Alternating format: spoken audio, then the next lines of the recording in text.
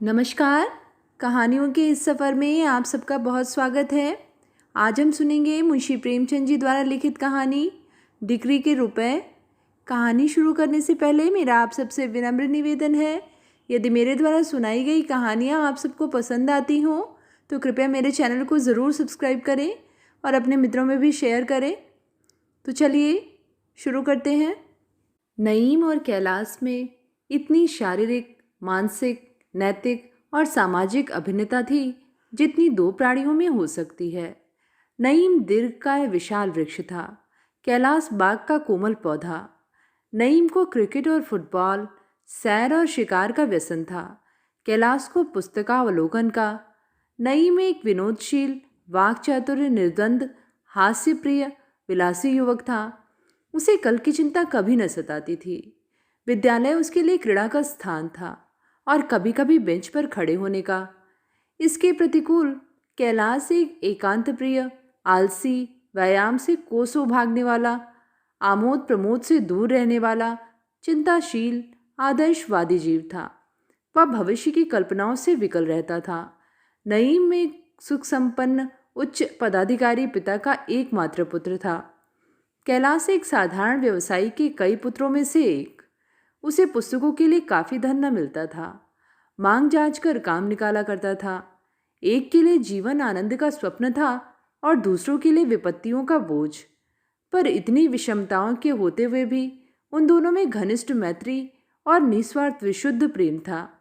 कैलाश मर जाता पर नईम का अनुग्रह पात्र न बनता, और नईम मर जाता पर कैलाश से बेअदबी न करता। नईम की खातिर से कैलाश कभी कभी स्वच्छ निर्मल वायु का सुख उठा लिया करता था। कैलाश की खातिर से नईम भी कभी कभी भविष्य के स्वप्न देख लिया करता था। नईम के लिए राज्य पद का द्वार खुला हुआ था। भविष्य कोई अपार सागर न था। कैलाश को अपने हाथों कुआं खोदकर पानी पीना था। भविष्य एक भीषण संग्राम था जिसके स्मरण मात्र से उसका चित्त अशांत हो उठता था। कॉलेज से निकलने के बाद नईम को शासन विभाग में एक उच्च पद प्राप्त हो गया। यद्यपि वह तीसरी श्रेणी में पास हुआ था। कैलाश प्रथम श्रेणी में पास हुआ था, किंतु उसे बरसों एड़ियां रगड़ने, खाक छानने और कुएं झांकने पर भी कोई काम न मिला। यहाँ तक कि विवश होकर उसे अपनी कलम का आश्रय लेना पड़ा। उसने एक समाचार पत्र निकाला। एक ने राजाधिकार का रास्ता लिया जिसका लक्ष्य धन था, और दूसरे ने सेवा मार्ग का सहारा लिया जिसका परिणाम ख्याति और कष्ट और कभी कभी कारागार होता है। नईम को उसके दफ्तर के बाहर कोई न जानता था, किंतु वह बंगले में रहता, हवा गाड़ी पर हवा खाता, थिएटर देखता और गर्मियों में नैनीताल की सैर करता।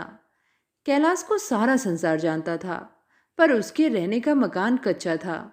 सवारी के लिए अपने पांव, बच्चों के लिए दूध भी मुश्किल से मिलता। साग भाजी में काट कपट करना पड़ता था।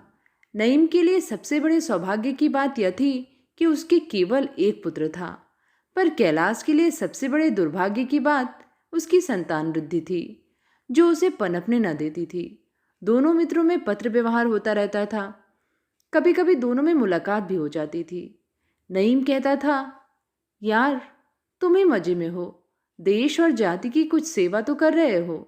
यहाँ तो पेट पूजा के सिवा और किसी काम के न हुए। पर यह पेट पूजा उसने कई दिनों की कठिन तपस्या से हृदयंगम कर पाई थी और उसके प्रयोग के लिए अवसर ढूंढता रहता था। कैलाश खूब समझता था कि यह केवल नईम की विनयशीलता है।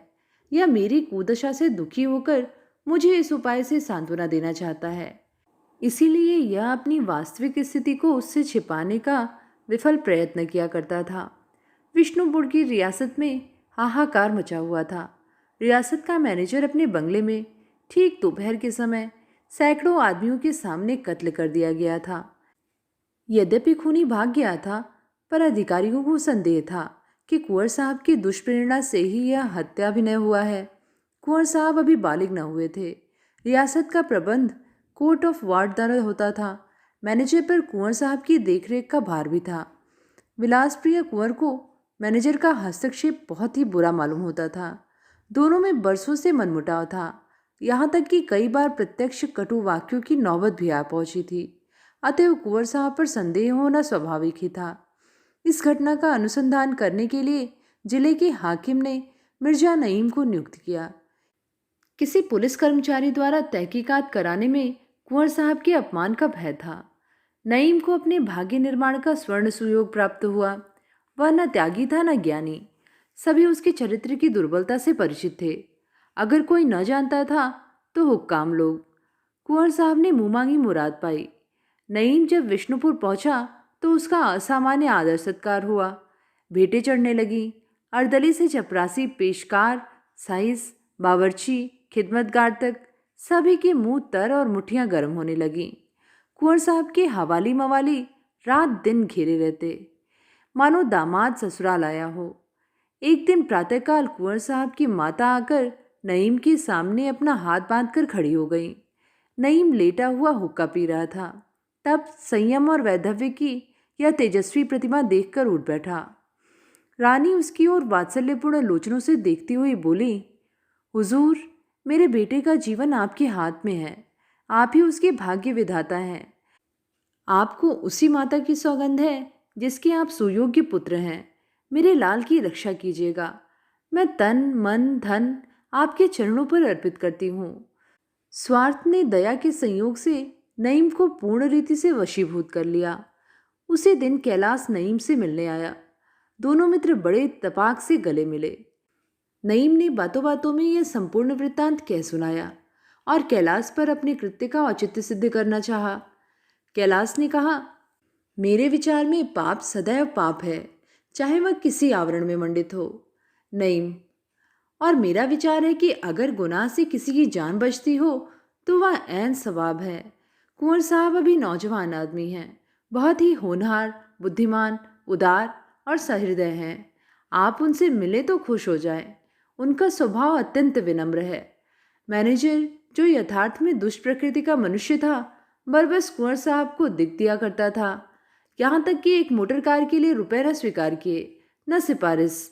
मैं यह नहीं कहता कि कुंवर साहब का यह कार्य स्तुत्य है, लेकिन बहस यह है कि उनको अपराधी सिद्ध करके उन्हें काले पानी की हवा खिलाई जाए या निरपराध सिद्ध करके उनकी प्राण रक्षा की जाए। और भाई, तुमसे तो कोई पर्दा नहीं है। पूरे 20,000 रुपये की थैली है। बस मुझे अपनी रिपोर्ट में यह लिख देना होगा कि व्यक्तिगत वैमनस्य के कारण यह दुर्घटना हुई है। राजा साहब को इससे कोई संपर्क नहीं। जो शहादतें मिल सकी उन्हें मैंने गायब कर दिया। मुझे इस कार्य के लिए नियुक्त करने में अधिकारियों की एक मसलहत है। कुंवर साहब हिंदू हैं, इसीलिए किसी हिंदू कर्मचारी को नियुक्त न करके जिलाधीश ने यह भार मेरे सिर रखा। यह सांप्रदायिक विरोध मुझे निष्क्रिय सिद्ध करने के लिए काफ़ी है। मैंने 2-4 अवसरों पर कुछ तो हुकाम की प्रेरणा से और कुछ स्वेच्छा से मुसलमानों के साथ पक्षपात किया, जिससे यह मशहूर हो गया कि मैं हिंदुओं का कट्टर दुश्मन हूँ। हिंदू लोग तो मुझे पक्षपात का पुतला समझते हैं। यह भ्रम मुझे आक्षेपों से बचाने के लिए काफ़ी है। बताओ, तकदीरवार हूँ कि नहीं? कैलाश, अगर कहीं बात खुल गई तो? नईम, तो यह मेरी समझ का फेर, मेरे अनुसंधान का दोष, मानव प्रकृति के एक अटल नियम का उज्जवल उदाहरण होगा। मैं कोई सर्वज्ञ तो हूँ नहीं। मेरी नीयत पर आँच ना आने पाएगी। मुझ पर रिश्वत लेने का संदेह ना हो सकेगा। आप इसके व्यवहारिक कोण पर न जाइए, केवल इसके नैतिक कोण पर निगाह रखिए। यह कार्य नीति के अनुकूल है या नहीं। आध्यात्मिक सिद्धांतों को न खींच लाइएगा, केवल नीति के सिद्धांतों से इसकी विवेचना कीजिए।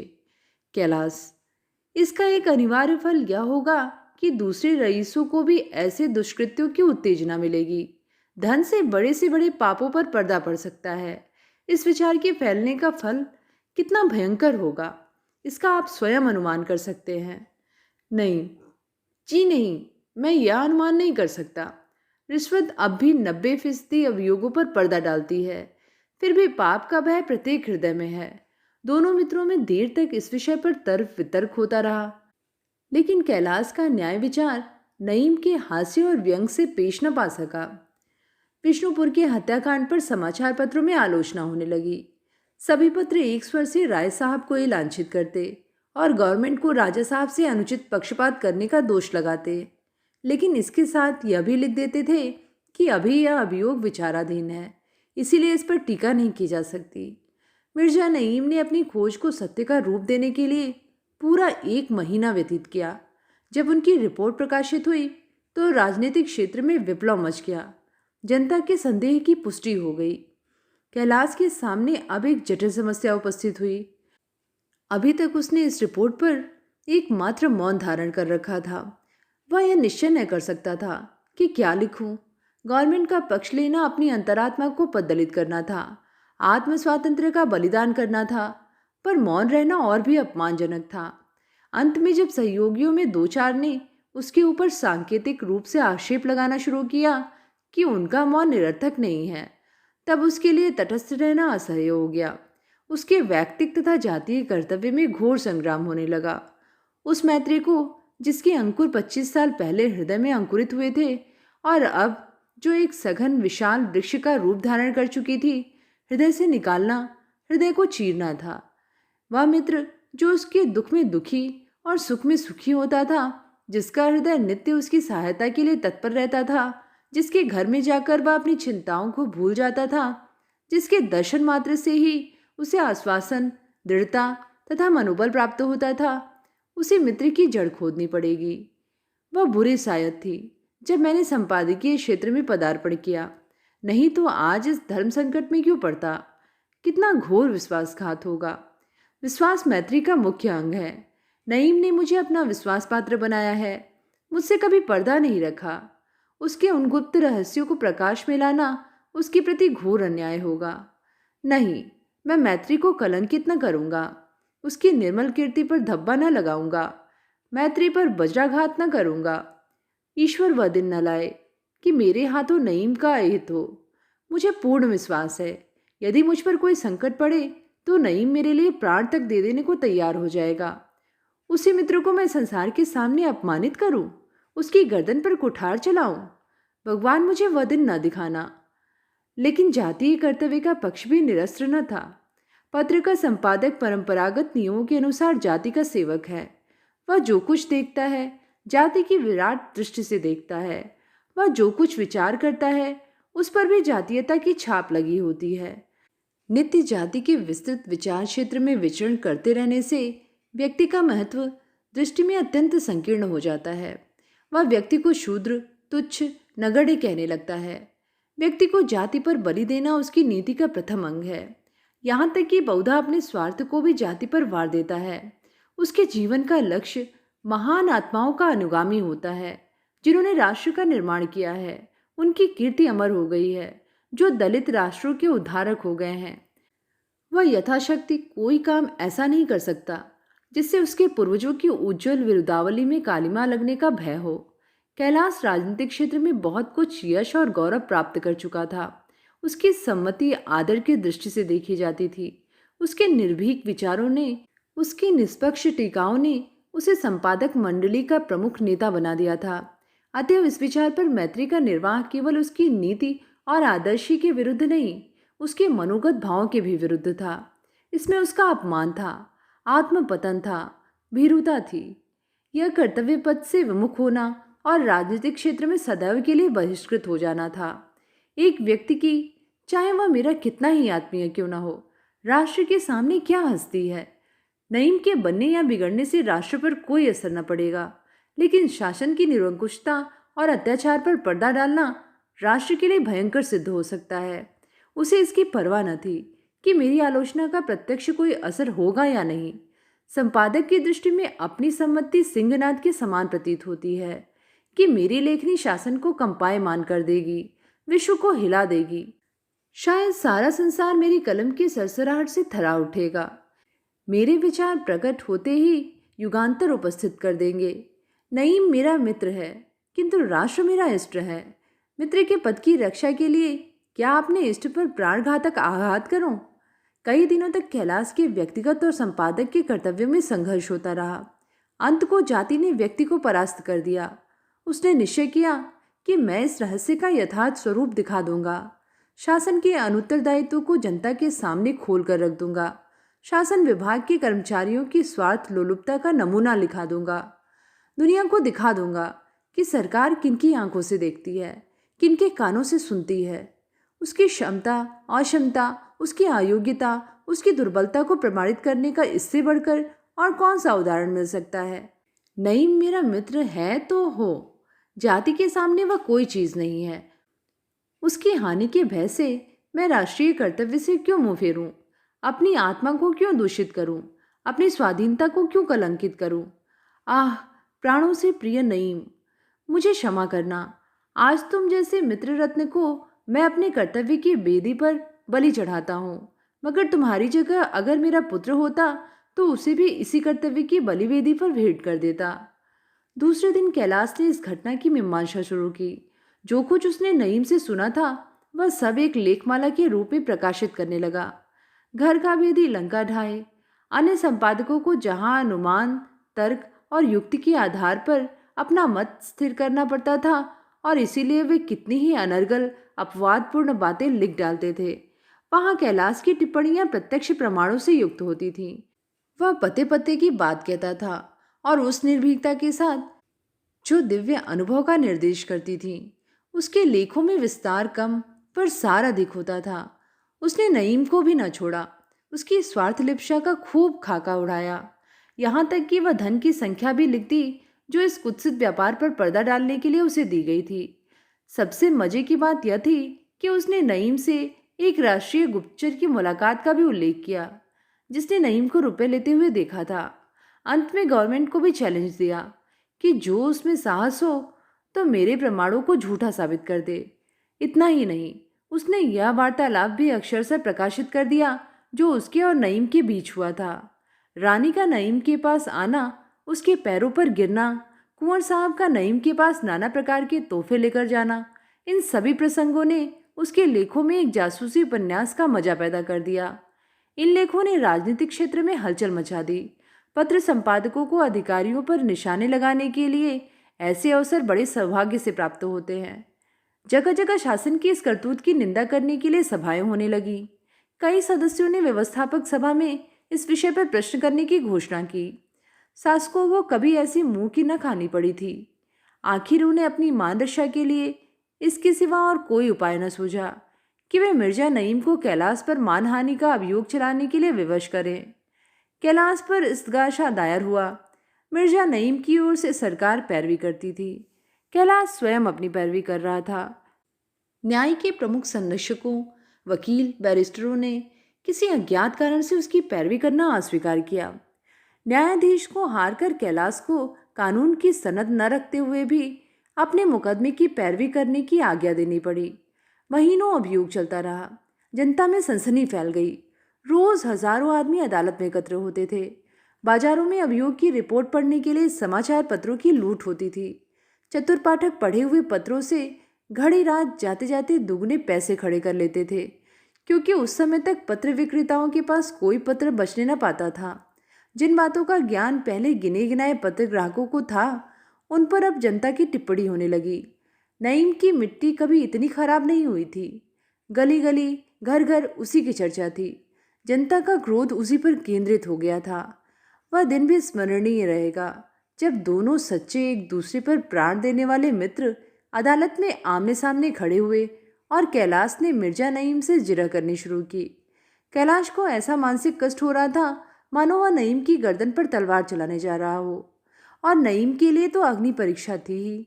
दोनों के मुख उदास थे, एक का आत्मग्लानि से, दूसरे का भय से। नईम प्रसन्न बनने की चेष्टा करता था, कभी कभी सूखी हंसी भी हंसता था, लेकिन कैलाश, आह, उस गरीब के दिल पर जो गुजर रही थी उसे कौन जान सकता था। कैलाश ने पूछा, आप और मैं साथ पढ़ते थे, इसे आप स्वीकार करते हैं? नईम, अवश्य स्वीकार करता हूँ। कैलाश, हम दोनों में इतनी घनिष्ठता थी कि हम आपस में कोई पर्दा न रखते थे, इसे आप स्वीकार करते हैं? नईम, अवश्य स्वीकार करता हूँ। कैलाश, क्या उस समय आपने मुझसे यह नहीं कहा था कि कुंवर साहब की प्रेरणा से यह हत्या हुई है? नईम, कदापि नहीं। कैलाश, आपके मुख से ये शब्द नहीं निकले थे कि 20,000 रुपये की थैली है? नईम जरा भी न झिझका, जरा भी न संकुचित हुआ। उसकी जबान में लेश मात्र भी लुकनत न हुई, वाणी में जरा भी थरथराहट न आई। उसके मुख पर अशांति अस्थिरता या असमंजस का कोई भी चिन्ह न दिखाई दिया। वह अविचल खड़ा रहा। कैलाश ने बहुत डरते डरते यह प्रश्न किया था। उसको भय था कि नईम इसका कुछ जवाब न दे सकेगा, कदाचित रोने लगेगा। लेकिन नईम ने निशंक भाव से कहा, संभव है आपने स्वप्न में मुझसे ये बातें सुनी हों। कैलाश एक क्षण के लिए दंग हो गया। फिर उसने विस्मय से नईम की ओर नजर डालकर पूछा, क्या आपने यह नहीं फरमाया कि मैंने 2-4 अवसरों पर मुसलमानों के साथ पक्षपात किया है और इसीलिए मुझे हिंदू विरोधी समझकर इस अनुसंधान का भार सौंपा गया है? नईम जरा भी न झिझका, अविचल, स्थिर और शांत भाव से बोला, आपकी कल्पना शक्ति वास्तव में आश्चर्यजनक है। बरसों तक आपके साथ रहने पर भी मुझे यह विदित नहीं हुआ था कि आप में घटनाओं का आविष्कार करने की ऐसी चमत्कारपूर्ण शक्ति है। कैलाश ने और कोई प्रश्न नहीं किया। उसे अपने पराभव का दुख न था, दुख था नईम की आत्मा के पतन का। वह कल्पना भी न कर सकता था कि कोई मनुष्य अपने मुंह से निकली हुई बात को इतनी ढिठाई से अस्वीकार कर सकता है, और वह भी उस आदमी के मुंह पर जिससे वह बात कही गई हो। यह मानवीय दुर्बलताओं की पराकाष्ठा है। वह नईम जिसका अंदर और बाहर एक था, जिसके विचार और व्यवहार में भेद न था, जिसकी वाणी आंतरिक भावों का दर्पण थी, वह नईम, वह सरल, आत्माभिमानी, सत्यभक्त नईम इतना धूर्त, ऐसा मक्कार हो सकता है? क्या दास्ता के सांचे में ढलकर मनुष्य अपना मनुष्यत्व खो बैठता है? क्या यह दिव्य गुणों का रूपांतर करने का यंत्र है? अदालत ने नईम को 20,000 रुपये की डिक्री दे दी। कैलाश पर वज्रपात हो गया। इस निश्चय पर राजनीतिक संसार में फिर कोहराम मचा। सरकारी पक्ष के पत्रों ने कैलाश को धूर्त कहा, जनपक्ष वालों ने नईम को शैतान बताया। नईम के दुस्साहस ने न्याय की दृष्टि में चाहे उसे निरपराध सिद्ध कर दिया हो, पर जनता की दृष्टि में तो उसे और भी गिरा दिया। कैलाश के पास सहानुभूति के पत्र और तार आने लगे। पत्रों में उसकी निर्भीकता और सत्यनिष्ठा की प्रशंसा होने लगी। जगह जगह सभाएं और जलसे हुए और न्यायालय के निश्चय पर असंतोष प्रकट किया गया। किंतु सूखे बादलों से पृथ्वी की तृप्ति तो होती नहीं। रुपए कहाँ से आवे, और वह भी एकदम से 20,000? आदर्श पालन का यही मूल्य है। राष्ट्र सेवा महंगा सौदा है। 20,000? इतने रुपए तो कैलाश ने शायद स्वप्न में भी ना देखे हों। और जब देने पड़ेंगे, कहाँ से देगा? इतने रुपयों के सूद से ही वह जीविका की चिंता से मुक्त हो सकता था। उसे अपने पत्र में अपनी विपत्ति का रोना रोकर चंदा एकत्र करने से घृणा थी। मैंने अपने ग्राहकों की अनुमति लेकर इस शेर से मोर्चा नहीं लिया था। मैनेजर की वकालत करने के लिए किसी ने मेरी गर्दन नहीं दबाई थी। मैंने अपना कर्तव्य समझकर ही शासकों को चुनौती दी। जिस काम के लिए मैं अकेला जिम्मेदार हूँ, उसका भार अपने ग्राहकों पर क्यों डालूं? यह अन्याय है। संभव है जनता में आंदोलन करने से 2-4 हजार रुपये हाथ आ जाएं, लेकिन यह संपादकीय आदर्श के विरुद्ध है। इससे मेरी शान में बट्टा लगता है। दूसरों को यह कहने का अवसर दूं कि औरों के मत्थे फुलौड़ियाँ खाई तो क्या बड़ा जग जीत लिया? तब जानते कि अपने बलबूते पर गरजते। निर्भीक आलोचना का सहरा तो मेरे सिर बंधा, उसका मूल्य दूसरों से क्यों वसूल करूं? मेरा पत्र बंद हो जाए, मैं पकड़कर कैद किया जाऊं, मेरा मकान कुर्क कर दिया जाए, बर्तन भांडे नीलाम हो जाएं, यह सब मुझे मंजूर है। जो कुछ सिर पड़ेगा भुगत लूंगा, पर किसी के सामने हाथ न फैलाऊंगा। सूर्योदय का समय था। पूर्व दिशा में प्रकाश की छटा ऐसी दौड़ी चली आई थी जैसे आंख से आंसुओं की धारा। ठंडी हवा कलेजे पर यूं लगती थी जैसे किसी के करुण क्रंदन की ध्वनि। सामने का मैदान दुखी हृदय की भांति ज्योति के बाणों से बिंध रहा था। घर में वह निस्तब्धता छाई थी जो गृहस्वामी के गुप्त रोदन की सूचना देती है। न बालकों का शोरगुल, न माता की शांति प्रसारणी शब्द ताड़ना। जब दीपक बुझ रहा हो तो घर में प्रकाश कहाँ से आए? यह आशा का प्रभाव नहीं, शोक का प्रभाव था। क्योंकि आज ही कुक जमीन कैलाश की संपत्ति को नीलाम करने के लिए आने वाला था। उसने अंतर्वेदना से विकल होकर कहा, आह, मेरे सार्वजनिक जीवन का अंत हो जाएगा। जिस भवन का निर्माण करने में अपने जीवन के 25 वर्ष लगा दिए, वह आज नष्ट भ्रष्ट हो जाएगा। पत्र की गर्दन पर छुरी फिर जाएगी। मेरे पैरों में उपहास और अपमान की बेड़ियां पड़ जाएंगी। मुख में कालिमा लग जाएगी। यह शांति कुटीर उजड़ जाएगा। यह शोकातुर परिवार किसी मुरझाए हुए फूल की पंखुड़ियों की भांति बिखर जाएगा। संसार में उसके लिए कहीं आशा नहीं है। जनता की स्मृति चिरस्थायी नहीं होती। अल्पकाल में मेरी सेवाएं विस्मृति के अंधकार में लीन हो जाएंगी। किसी को मेरी सुध भी न रहेगी। कोई मेरी विपत्ति पर आंसू बहाने वाला भी न होगा। सहसा उसे याद आया कि आज के लिए अभी अग्रलेख लिखना है। आज अपने सुहृद पाठकों को सूचना दूं कि यह इस पत्र के जीवन का अंतिम दिवस है। उसे फिर आपकी सेवा में पहुंचने का सौभाग्य न प्राप्त होगा। हमसे अनेक भूलें हुई हैं। आज हम उसके लिए आपसे क्षमा मांगते हैं। आपने हमारे प्रति जो सहवेदना और सुहृदयता प्रकट की है, उसके लिए हम सदैव आपके कृतज्ञ रहेंगे। हमें किसी से कोई शिकायत नहीं है। हमें इस अकाल मृत्यु का दुख नहीं है, क्योंकि वह सौभाग्य उन्हीं को प्राप्त होता है जो अपने कर्तव्य पथ पर अविचल रहते हैं। दुख यही है कि हम जाति के लिए इससे अधिक बलिदान करने में समर्थ न हुए। इस लेख को आदि से अंत तक सोचकर वह कुर्सी से उठा ही था कि किसी के पैरों की आहट मालूम हुई। गर्दन उठाकर देखा तो मिर्जा नईम था। वही हंसमुख चेहरा, वही मृदु मुस्कान, वही क्रीड़ामय नेत्र। आते ही कैलाश के गले से लिपट गया। कैलाश ने गर्दन छुड़ाते हुए कहा, क्या मेरे घावों पर नमक छिड़कने, मेरी लाश को ठुकराने आए हो? नईम ने उसकी गर्दन को और जोर से दबाकर कहा, और क्या, मोहब्बत के यही तो मजे हैं। कैलाश, मुझसे दिल्लगी ना करो। भरा बैठा हूं, मार बैठूंगा। नईम की आंखें सजल हो गईं। बोला, आह जालिम, मैं तेरी जुबान से यही कटुवाक्य सुनने के लिए तो विकल हो रहा था। जितना चाहे कोसो, खूब गालियां दो, मुझे इसमें मधुर संगीत का आनंद आ रहा है। कैलाश, और अभी जब अदालत का गुरकमीन मेरा घर बार नीलाम करने आएगा तो क्या होगा? बोलो, अपनी जान बचाकर तो अलग हो गए। नईम, हम दोनों मिलकर खूब तालियां बजाएंगे और उसे बंदर की तरह नचाएंगे। कैलाश, तुम अब पिटोगे मेरे हाथों से। जालिम, तुझे मेरे बच्चों पर भी दया ना आई। नईम, तुम भी चले मुझी से जोर आजमाने। कोई समय था जब बाजी तुम्हारे हाथ रहती थी। अब मेरी बारी है। तुमने मौका महल तो देखा नहीं, मुझ पर पिल पड़े। कैलाश, सरासर सत्य की उपेक्षा करना मेरे सिद्धांत के विरुद्ध था। नईम, और सत्य का गला घोटना मेरे सिद्धांत के अनुकूल। कैलाश, अभी एक पूरा परिवार तुम्हारे गले मर दूंगा तो अपनी किस्मत को रोओगे। देखने में तुम्हारा आधा भी नहीं हूं, लेकिन संतानोत्पत्ति में तुम जैसे 3 पर भारी हूं। पूरे 7 हैं, कम न बेस। नईम, अच्छा लाओ, कुछ खिलाते पिलाते हो या तकदीर का मरसिया ही गाए रहोगे? तुम्हारे सिर की कसम, बहुत भूखा हूं, घर से बिना खाए ही चल पड़ा। कैलाश, यहाँ 16 दंड एकादशी, सब के सब शोक में बैठे उसी अदालत के जल्लाद की राह देख रहे हैं। खाने पीने का क्या जिक्र? तुम्हारे बैग में कुछ हो तो निकालो, आज साथ बैठकर खा ले। फिर तो जिंदगी भर का रोना है ही। नईम, फिर तो ऐसी शरारत ना करोगे। कैलाश, वाह, यह तो अपने रोम रोम में व्याप्त हो गई है। जब तक सरकार पशुबल से हमारे ऊपर शासन करती रहेगी, हम उसका विरोध करते रहेंगे। खेद यही है कि अब मुझे इसका अवसर ही ना मिलेगा।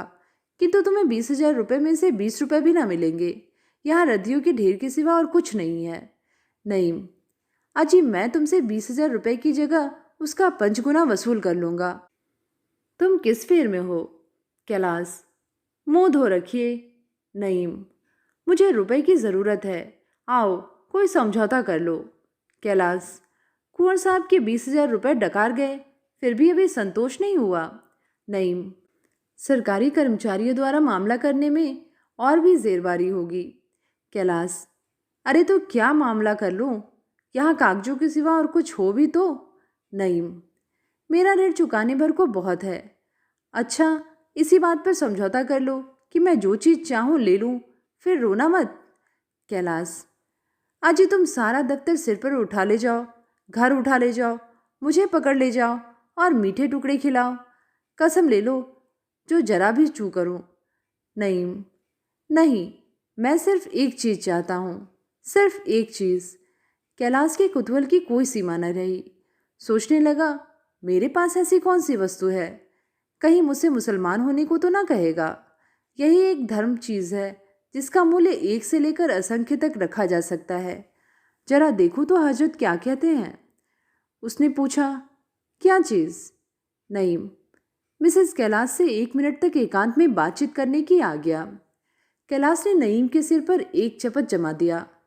फिर वही शरारत, सैकड़ों बार तो देख चुके हो, ऐसी कौन सी इंद्र की अप्सरा है। नईम, वह कुछ भी हो, मामला करते हो तो करो, मगर याद रखना एकांत की शर्त। कैलाश, हाँ मंजूर है। फिर जो डिग्री के रुपए मांगे गए तो नोच ही खाऊंगा। नईम, हाँ मंजूर है। कैलाश धीरे से, मगर यार नाजुक मिजाज स्त्री है, कोई बेहुदा मजाक न कर बैठना। नईम, जी इन बातों में मुझे आपके उपदेश की ज़रूरत नहीं, मुझे उनके कमरे में ले तो चलिए। कैलाश सिर नीचा किए रहना। नईम, अजी आंखों में पट्टी बांध दो। कैलाश के घर में पर्दा न था। उमा चिंता मग्न बैठी हुई थी। सहसा नईम और कैलाश को देखकर चौंक पड़ी। बोली, आइए मिर्जा जी, आपकी तो बहुत दिनों में याद किया। कैलाश नईम को वहीं छोड़कर कमरे से बाहर निकल आया। केवल पर्दे की आड़ से छिपकर देखने लगा कि इनमें क्या बातें होती हैं। उसे कुछ बुरा ख्याल न था, केवल कौतूहल था। नईम, हम सरकारी आदमियों को इतनी फुर्सत कहाँ, डिग्री के रुपए वसूल करने थे, इसीलिए चला आया हूँ। उमा कहाँ तो मुस्कुरा रही थी, कहाँ रुपए का नाम सुनते ही उसका चेहरा फक हो गया। गंभीर स्वर में बोली, हम लोग स्वयं इसी चिंता में पड़े हुए हैं। कहीं रुपए मिलने की आशा नहीं है और उन्हें जनता से अपील करते संकोच होता है। नईम, अजी आप कहती क्या हैं, मैंने सब रुपए पाई पाई वसूल कर लिए। उमा ने चकित होकर कहा, सच, उनके पास रुपए कहाँ थे। नईम, उनकी हमेशा से यही आदत है, आपसे कह रखा होगा मेरे पास कौड़ी नहीं है, लेकिन मैंने चुटकियों में वसूल कर लिया। आप उठिए, खाने का इंतज़ाम कीजिए। उमा, रुपए भला क्या दिए होंगे, मुझे एतबार नहीं आता। नईम, आप सरल हैं और वह एक ही काइयाँ, उसे तो मैं खूब ही जानता हूँ। अपनी दरिद्रता के दुखड़े गा गा कर आपको चकमा दिया करता होगा। कैलाश मुस्कुराते हुए कमरे में आए और बोले, अच्छा अब निकलिए बाहर, यहाँ भी अपनी शैतानी से बाज ना आए। नईम, रुपए की रसीद तो लिख दूँ। उमा, तुमने रुपए दे दिए, कहाँ मिले।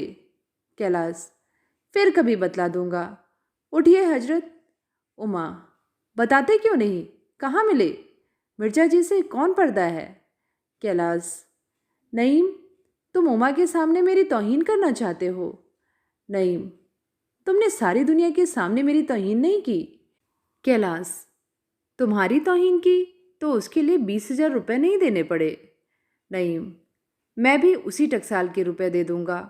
उमा, मैं रुपए पा गया, इन बेचारे का पर्दा ढका रहने दो। तो ये थी कहानी डिग्री के रुपए। कहानी आप सबको कैसी लगी नीचे कमेंट में लिख के ज़रूर बताइएगा। आगे भी ऐसी कहानियाँ सुनते रहने के लिए चैनल को ज़रूर सब्सक्राइब करें। फिर मिलेंगे एक नई कहानी के साथ। धन्यवाद।